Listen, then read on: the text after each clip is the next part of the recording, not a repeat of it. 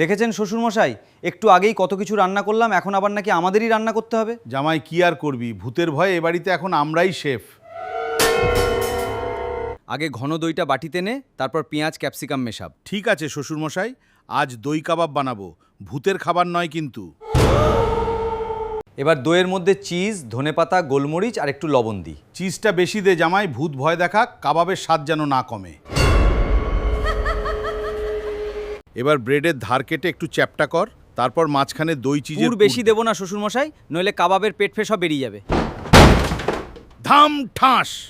এবার ব্রেডটা চারদিক থেকে মুড়ে পুরটা ভেতরে বন্ধ করে কাবাবের শেপ দিই। ভালো করে সিল কর জামাই, ভূত বেরোতে না পারে।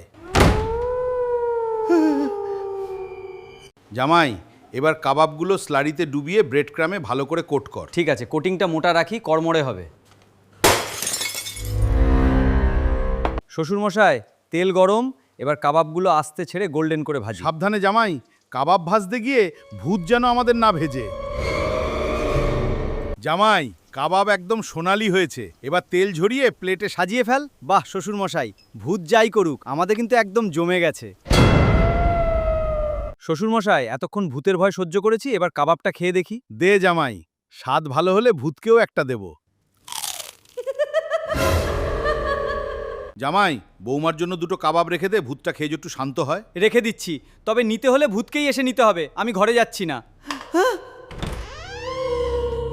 তো বন্ধুরা, তোমরাই বলো আমাদের চিজি দই কাবাব কেমন লাগলো তোমাদের। ভালো লাগলে এখনই আমাদের এই চ্যানেলটাকে সাবস্ক্রাইব করে দাও।